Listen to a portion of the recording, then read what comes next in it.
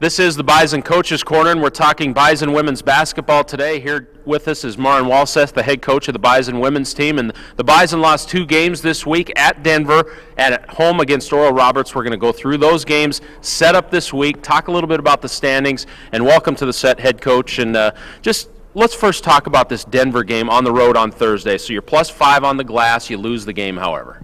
Exactly. You know, it was a well-fought game. I just didn't think we had the pop and the energy that we've demonstrated and that we're capable of. And once a home team kind of gets a flow, makes a few baskets, all of a sudden they have more confidence and it becomes a bit of a challenge for us. Hey, Marina had a good game, though, 11 field goals, and you also +11 on bench points, believe it or not, even though you have 2 players on the bench, right? That means we got contributions from everybody. Yeah. But Marina Whittle has been playing very confidently and very solid. It's nice to see a senior step up and show the maturity and the growth and the confidence that she's displayed. Moving on to Saturday, Oral Roberts, a very tall team. You were -14 on the glass. That was a tough game in the paint, wasn't it? It was, you know, a combination of their 2 taller players really dominating the glass as well as their guards getting in there, which is something that is a little unique. This was most certainly the most dominant guard group from the rebounding perspective, and it just was too much for us. Now, Marina and Taylor struggled to shoot the ball a little bit that game, and that makes it even tougher, don't they? They were 6 of 28. Yes, you're right, and that's not something that you expect, especially when you're at home. You do think that 2 of your best players playing in their home gym have a little bit more confidence, but credit to Oral Roberts and their pestiness, being able to take away that space that Marina and Taylor are accustomed to being able to work in. And nobody in double figures that game. That can be a good thing, but also you probably want one player to carry the load a little bit, that go-to player throughout the course of the game. How do you see that? I really like the balanced scoring, but scoring 42 points is not enough to win many basketball games. So somebody, whether it's Marina or Taylor or Emily or Kennedy, somebody step up and get to the 15, 16 point mark definitely helps our team.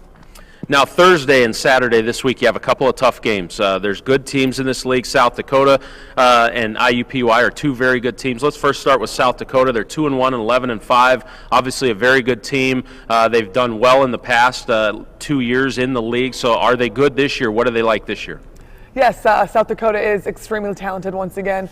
Getting Nicole Seekamp back for an unexpected 5th year. She's really carried them. Her point total is only about 14-15, but she's contributing with the rebounds and distributing the ball very well. So they're a very well-balanced team, and I expect a great game. Our kids rise to the occasion, and so I expect a great game on Thursday.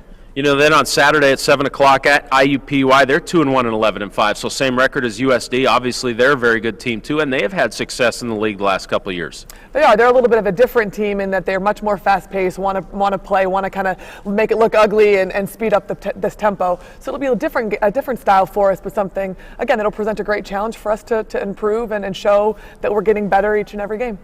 This is the first time we've had the show this year, so kind of want to get a capsule of the season so far as well. You played very well against South Dakota State at home. They're 3-0, 13-3 overall, a very high RPI. They're off to a great start this year, but you went toe-to-toe with them, and I think that really showed the kids that what they're doing in practice is translating to the court, didn't it? You're absolutely right. You said it. You said it beautifully. The competitiveness and the determination that we showed at Shields Arena versus South Dakota State is what we are capable of, and although we didn't come away with the victory, I do think that there was some confidence built within our players that we can compete with anybody.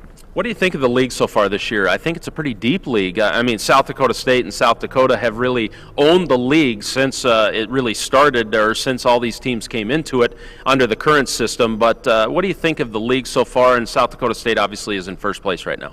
Yes, SDSU is on the top, but in a very short 2 weeks, some teams have taken some losses that maybe we didn't think were coming, and people like Oral Roberts and IUPUI and even Fort Wayne, people are stepping up. Omaha is playing very good basketball right now, so it'll be fun to kind of watch this all play out and be a part of it.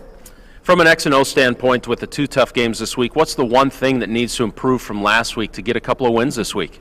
Oh gosh, one thing I think I could pick a couple things, all of which are very important, but certainly continuing to focus on our rebounding. If we can rebound and run, we put ourselves in a great position, and as well as limiting the opportunities for the opponent. So rebounding is up there, as well as offensive execution, just making sure that we set solid screens, that we get the right people the basketball, that we take the best shot, not the first available shot. We'll have the Bison Radio Network fired up for you this week. South Dakota at home at 7 o'clock on Thursday. Jack Michaels and myself with the call. Jack will be with the women as well at IUPUI, 7 o'clock on Saturday.